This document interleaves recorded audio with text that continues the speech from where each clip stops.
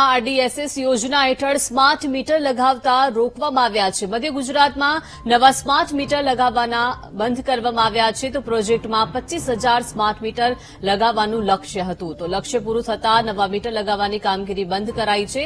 25,000 મીટરનો ડેટા સંગ્રહ કરી વિશ્લેષણ કરશે. મહત્વનું છે કે ગ્રાહકોને પડતી મુશ્કેલીઓને કારણે ધ્યાને લેવાશે. મહત્વનું છે કે આ સાથે જ નવો આદેશ આવે ત્યારબાદ જ આ સ્માર્ટ મીટર લગાડવામાં આવશે.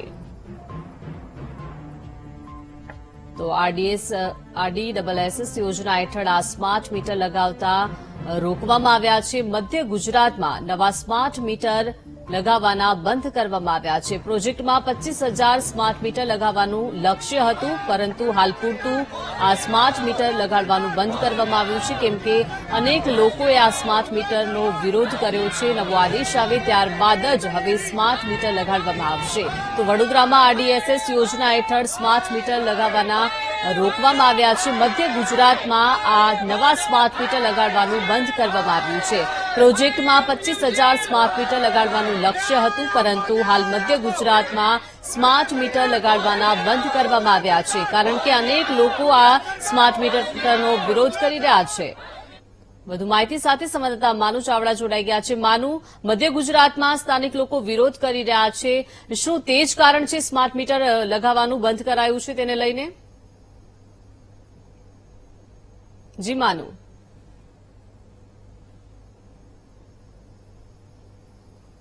અત્યારે એમજીવીસીએલના એમડી સાથે જે વાત થઈ છે એ પ્રમાણે એમડીનું કહેવું છે કે આરડીએસએસ યોજનામાં સ્માર્ટ મીટર જે લગાવવાની વાત હતી એમાં મધ્ય ગુજરાતના પાયલટ પ્રોજેક્ટ તરીકે 25,000 મીટર લગાવવાના હતા. આ 25,000 મીટર લગાવી દેવામાં આવ્યા છે.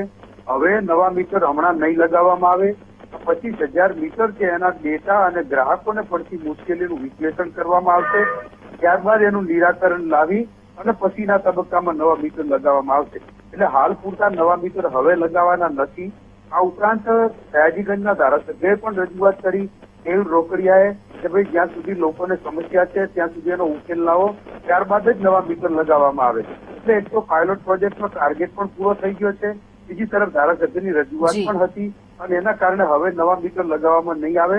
ત્યાં સુધી આ ગ્રાહકોને પડતી મુશ્કેલી દૂર ન થાય, એનું વિશ્લેષણ ના થાય ત્યાં સુધી નવા મીટર નહીં લગાવવામાં આવે. જી દીપિકા. જી આભાર માનું વિગત આપવા બદલ.